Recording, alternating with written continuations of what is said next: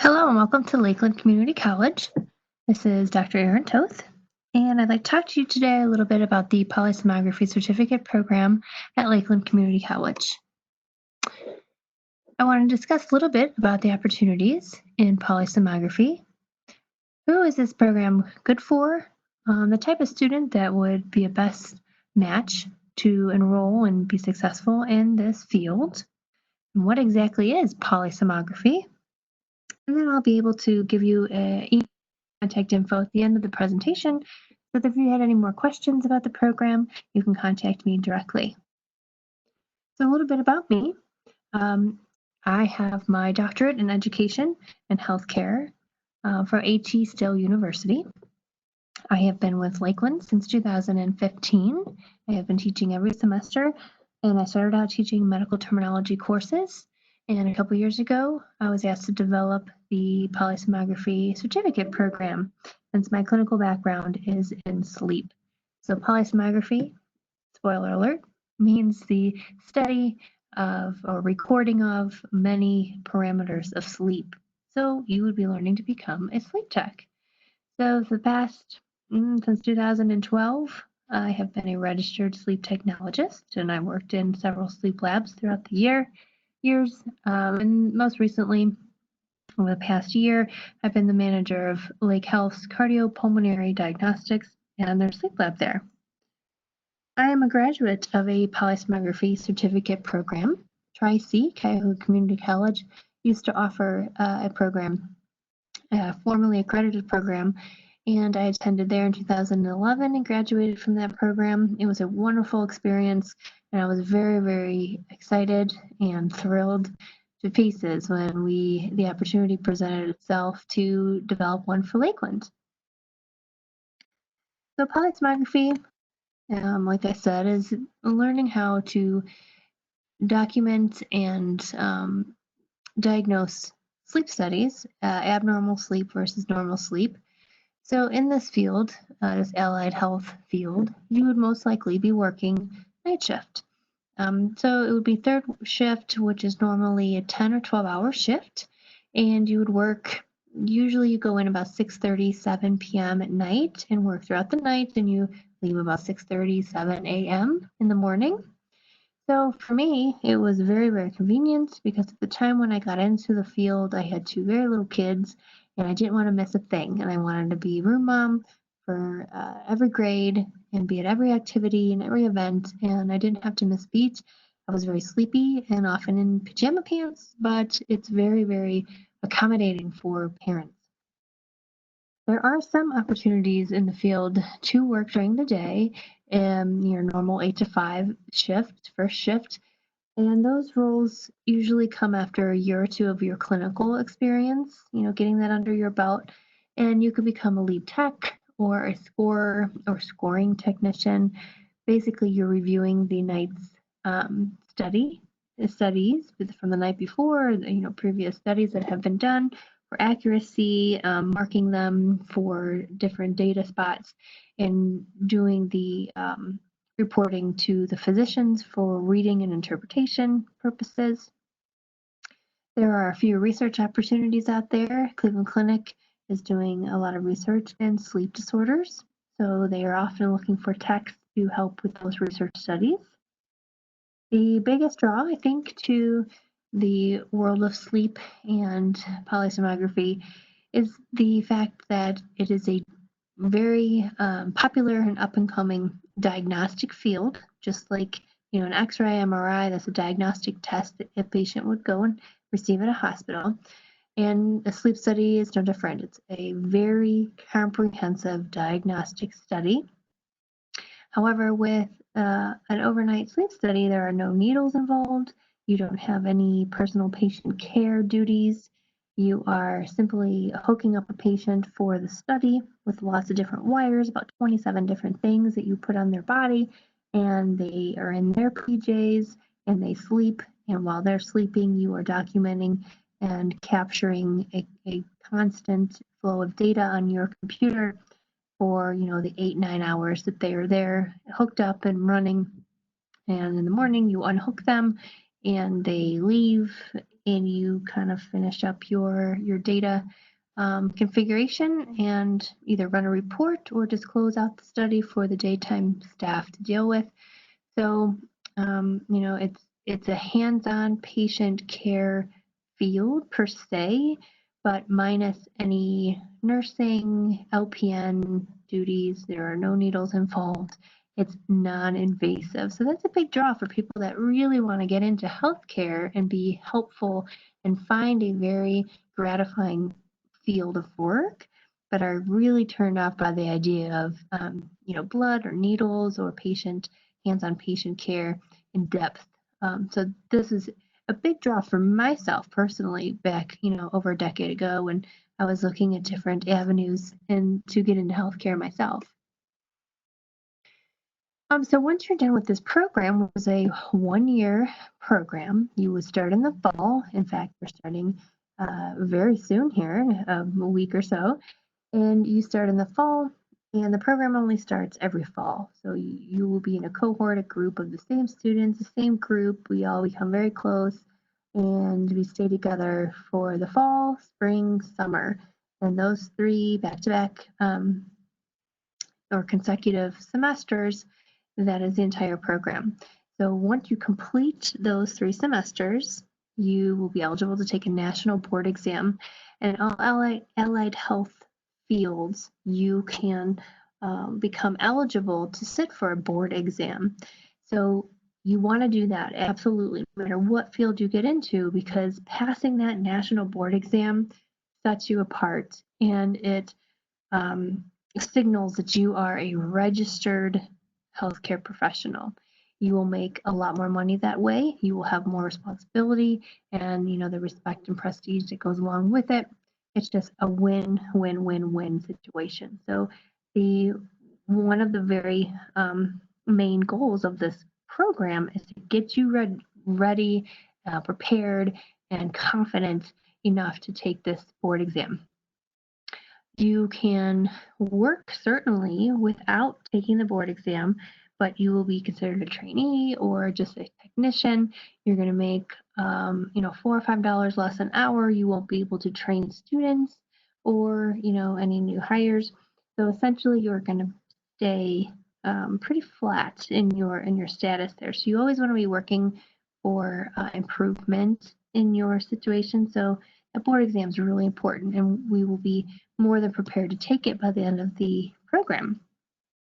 Most of the sleep labs that you're going to get employment in out there would be your main hospitals, of course, Cleveland Clinic, UH, Lake Health, Ashtabula Medical Center, Geneva UH Medical Center, Geauga UH Geauga Hospital. They have a sleep lab there. And then there are a few private labs out there as well.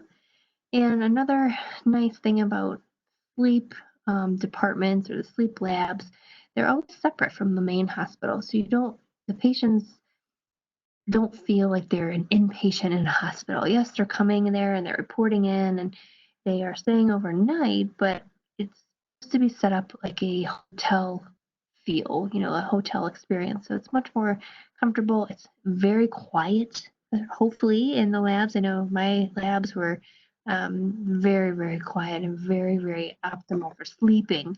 And the patients are often very pleasantly surprised with the environment. They had these expectations of being in a hospital, and turns out they're in a separate area. So the hustle and bustle is not something you have to deal with, of a busy hospital.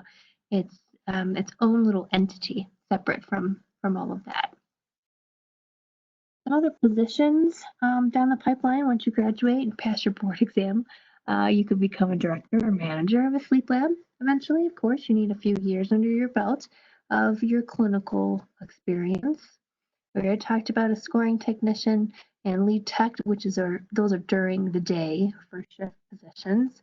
And there's also a supervising RPSGT position. So RPSGT is your registered polysomnographic ESG technologist. So that would be the letters after your name once you pass your board exam.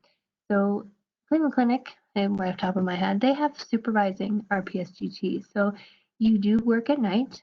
You normally don't have your own patients. you are there to supervise and kind of be the expert and help jump in when the techs have a difficult case or maybe a difficult titration, whether you have a patient in CPAP for the first time and they're titrating and moving the pressures around. So supervising tech is there to help, but that is a night position. Administrative associate, sleep lab, that's a nice way of talking about someone who handles the clerical side of the sleep lab, answering the phones, making sure the billing is completed for the testing, maybe scheduling patients, dealing with insurance companies, fielding questions, making sure the reports get to the physicians and the interpretations get back to the lab, things like that. Obviously, that would be during the day. Home sleep testing, you may have heard of that. That's kind of a popular thing, especially now with COVID and everything going on. Patients have opted to do a home sleep test instead of coming into the hospital environment. And there are companies out there that this is all they do. So they hire specialists, people that have sleep background, especially sleep techs, to work during the day and kind of be the support for the testing, their line of testing equipment for the home sleep studies. I already mentioned researcher. You can do, several different things in research. Usually you are helping run the sleep studies of the clinical trial patients, usually at a big institution like Cleveland Clinic or University Hospital, possibly working on a new trial of a different modality to treat sleep apnea, perhaps. Very interesting stuff. And then last but not least, there's traveling registered tech positions out there. This is where you make the big bucks in all allied health fields, respiratory therapy, physical therapy assisting, sleep, EEG, all of those fields, those are a hot commodity these days. And there are companies out there, one comes to mind, Med Travelers, they will recruit sleep techs registered, you have to be registered, to go to these assignments. And they're like 6 weeks, 12 weeks, 10 weeks, 13 weeks sometimes. And they're these blocks, these are these specific assignments, and they could be anywhere. I just saw one posted for 6 weeks in Montana, and there's another one out there for 13 weeks in California. And the company connects you with the sleep lab. They pay for your room and board, your travel expenses, and then you get, of course, your weekly or hourly rate, which is going to be really good. And if you, don't have too many ties in the area and you have the freedom right now to travel and you want to travel all over the country and make really good money, remember, if you are full-time, which these assignments are full-time usually, that's either going to be 4 10s at night or 3 12s a week. So you're going to have 3 or 4 days a week of no work. You'll sleep during the day, but then you'll have, a lot of time wherever you are. So you took an assignment in Alaska, you'd be on vacation half the time and working half the time, essentially. So it's a really good gig and just something to consider. So the type of student that this program would be best for, people ask this a lot ask me this a lot. What does it take to be able to be a sleep tech? And a couple things. You have to have good attention to detail. There's a lot of little details and little fundamental hands-on things that you have to really be able to multitask and focus in on fine details. You have to be a hands-on learner. In the spring and the summer, we do hands-on lab time where we are hooking up each other. I bring in volunteers. You hook up as if you were in the sleep lab getting ready for a sleep study. So you have to be comfortable doing it. Just get in there and learn how to put a belt around someone. Learn how to, scrub the skin a little bit with the cotton ball and make it ready so that you can apply an electrode. Hands-on, get on the computer. You also have to be a people person. Obviously, you're working with patients of all ages, all walks of life. You will meet, grouchy ones, happy ones, people that are skeptical about sleep apnea or sleep studies. You have the people that have worn CPAP for 20 years and they love it and they know it's a game changer and they're very pleasant. You have people that just, are miserable. That's just how it is in healthcare. And you have to be able to be flexible and, have integrity and be able to be professional at all times, but also be able to hold a conversation with just about anybody, and believe that what you're doing is a very good thing and be able to kind of present yourself very well. Every night you will have one or two patients, meaning you will be working at possibly two computers at the same time all night long. So you have to be comfortable with computers. Critical thinkers need to apply, because when you're in the sleep lab, sometimes you're working alone and you have two patients.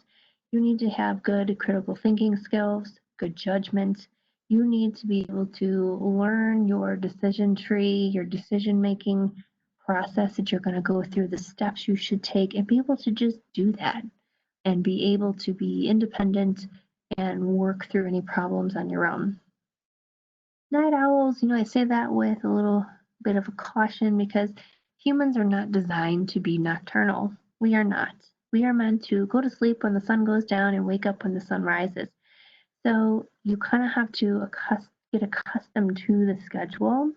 People always say, oh, this would be perfect. I love staying up really late. I don't go to bed till 3, 4 in the morning, and then I sleep till noon or 2 o'clock. That's actually a sleep disorder we will talk about during the program. That's actually not a good thing. So, a night owl is someone who they kind of self designate themselves as a night owl. That's usually not a good thing to be a night owl. It's not healthy, I should say. So, to do this job, not only do you have to be okay with staying up all night, you have to be able to function and really be disciplined in your wellness and how you take care of yourself. You have to be able to get home in the morning from your shift all night and have the proper environment to get a good 7, 8 hours of sleep during the day. It's not easy. So you have to always have that in mind, because your wellness is very, very important when you are a third shift worker. And we talk a lot about shift work and different sleep disorders in the program. I already talked about working independently. That kind of went along with critical thinking. But another thing that I wanted to point out is this program is fantastic for those of us who possibly had a career for a decade and became burned out by it. Maybe it was in healthcare, in a different allied health field, or nursing, or something else. Those of us that needed to increase our earning potential. We have a family, need to support our family. This is a great program for career transitioning. I was a environmental scientist before I found my way to the polysomnography program at Tri-C, believe it or not. And I was a mom, and I needed a change. I dreamed of being in healthcare, and it started there. So I have every class, there's someone that either was a respiratory therapist or a nurse, or someone who's done it for decades, and they're just burned out from running all over the hospital and 14-hour shifts and things like that.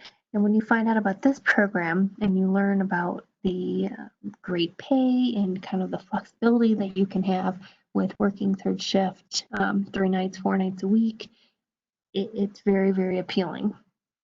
Again, you are going to be sitting most of your shift watching the computer and monitoring your patients. So it is a nice transition from possibly something that was much, much busier up until now, maybe a totally different sort of career field. This is for you. So polysomnography, I said it was the recording of many parameters of sleep, somno for sleep. So in the program, we have a lot to cover. It's jam-packed. We have 3 semesters to get a lot of stuff in, and you will have me as your core faculty. You teach the poly classes, but then we have other things that I added to the program to help support you in that critical thinking need, the independent judgment, all of those things. Classes like pharmacology and an EKG course, all of these things, ethics that we added in addition to the poly classes, they're all very beneficial, and they will help you once you get out there and you're on your own. In the poly classes, we learn electroencephalography, so EEGs, EKGs. You're going to have a class dedicated solely to the EKGs. We have to learn about respiratory monitoring, patients' effort to breathe and their flow. And we also learn a lot about the various sleep disorders. There are many sleep disorders. There's 6 main categories of them. You may have heard of insomnia, obstructive sleep apnea, and there are many others. Restless leg syndrome that carries over into the nighttime. We learn about all of them. And then we talk about treatments for them, of course, and we really focus on sleep apnea, the big one. And the treatment for that is the positive airway pressure, which is the mask. You've heard of CPAP mask, possibly. There's lots of commercials on the TV about it anymore. And there are different modalities of that positive airway pressure. So we learn about those different modalities and what type of patient profile works, best with that treatment. We also spend a lot of time learning how to score sleep studies, so essentially recognizing what you're looking at as it's coming across the screen.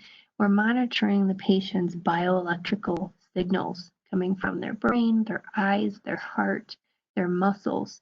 So you got to learn what you're looking at brain waves, EKG, what you're looking at. Sleep lab management we discussed a little bit in the summer. We'll talk about what it takes to manage a sleep lab. Cardiopulmonary physiology is a course that we will be starting here very soon. I am teaching it, and it's in the fall semester. And again, as you are a cohort, you stay together, so you'll have your same sleep pals in all of your classes, which is really nice. Pharmacology and sleep, we do have a pharmacology course that you will take separate from the poly classes, but I really like to focus on tying it into the poly classes too, because there's a lot on that board exam that has to do with medications that your patients are taking and what you should expect to see then in their sleep study all night.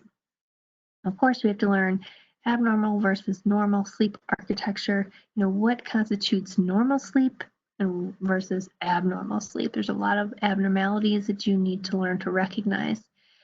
Sleep architecture is a fancy way of talking about the layout of your night, your layout of your sleep from when your head hits the pillow and then you drift off into sleep in that light, drowsy sleep, all the way into the deep stages of sleep, and now REM, your rapid eye movement, the stage of sleep when you dream, and then you almost always wake up from that stage.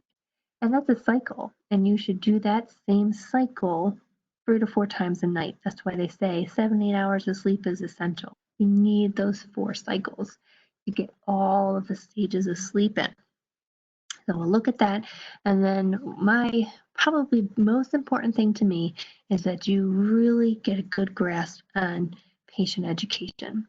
You have the biggest impact on your patient's outcome over everybody else that they're going to come in contact with when it comes to their sleep issues, because you are there that night. You're their coach. You do a little bit of the mom thing with them, give them a little, pep talk, and you educate them on why they're there, what sleep apnea is, what it could be doing to them, what are the consequences of not treating your sleep apnea.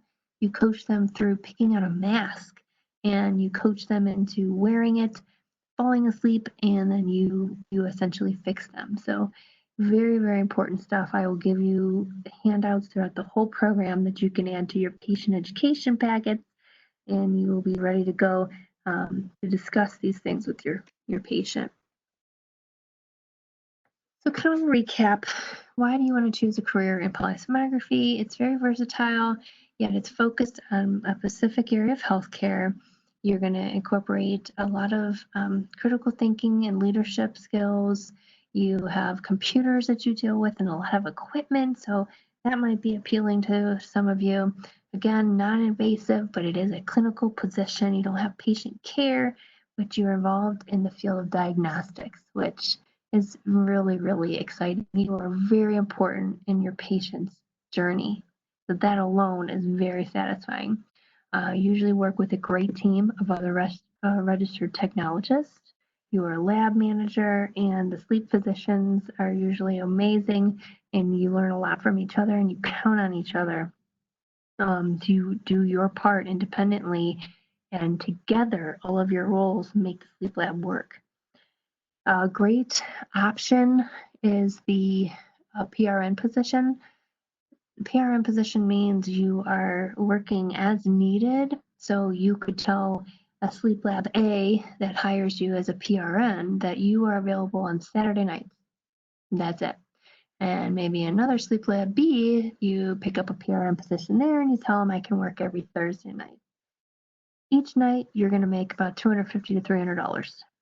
And that's run of the mill. That's why you want to be registered. And it's fantastic as a part-time gig, which essentially PRN is part-time. So even if you said, I really like this career, I'm going to get registered, but it's hard for me to work nights. I only want to do it one night a week. You could very easily do that. And that's really appealing because you could pursue something else as an 8 to 5 Monday through Friday job, be dental hygienist by day and a sleep tech at night on Saturdays. Either way, you're going to make very good money. PRN is kind of hit or miss. You can tell them that you want every Saturday, but if they don't need you, you don't work. So, it's a lot to think about, but there's a lot of flexibility here in the actual field itself. So if you're able to stay up all night and actually be productive, and you're actually able to take care of yourself, and when you get home, allow yourself to sleep your 7 hours, just like you would if you worked a daytime job and you slept at night. If that's something you can handle, then sleep is right for you. If you love the idea of being in healthcare, but you need a slower pace and you have an immediate impact on that patient's life and their path, then sleep is for you. If you really wanted to always work in healthcare, but you didn't think there was something out there that wasn't, involving needles or invasive testing, then this is for you, because yes, there is, and it's sleep. If you have an aptitude for science or math, and you enjoy computers and hands-on, lots of technical equipment, this is for you. If you really enjoy working with higher level professionals, physicians, sleep physicians often communicate with their sleep techs. You have lead sleep techs who've been in this field for years and years and years. They rely on you to do a good job. If you enjoy that kind of team environment, this is for you. If you want a career where you can choose to work on your own or with others, or some of both, if there's 2 patients, you may be working alone. If there's 3 patients, you'll have another tech with you. You never have more than 2 patients. So, there will be ample opportunity to work alone, which is a very quiet, long night sometimes, or you can have the opportunity to work with a team member, another tech there in the control room all night. You have to have very good morals, very good sound judgment, critical thinking skills. You have to be able to have the confidence that you're going to make the right decision. If you're there, it's 3 a.m., you're the only one there, and you're having trouble, technical difficulties, maybe the patient is having some medical emergency, you need to be able to have the wits about you to make the right decisions on your own. So if that sounds like you, then sleep is definitely the career for you. The program, like I said, is 3 semesters, 32 credit hours. The clinical rotations happen in the spring and the summer. You'll go out 1 night a week in the spring semester, and you'll go out 2 nights or 1 night and 1 day during the summer semester. The summer semester is only 8 weeks, so it's condensed and it's quick. The classes are held on Tuesday evenings, 4 to 8. 4 to 6. The fall is going to be 100% online, starting here in a week or so. So you want to get signed up ASAP. It's going to be 100% online, and then in the spring we will do the lecture portion online, and we will get together in person to do the lab work.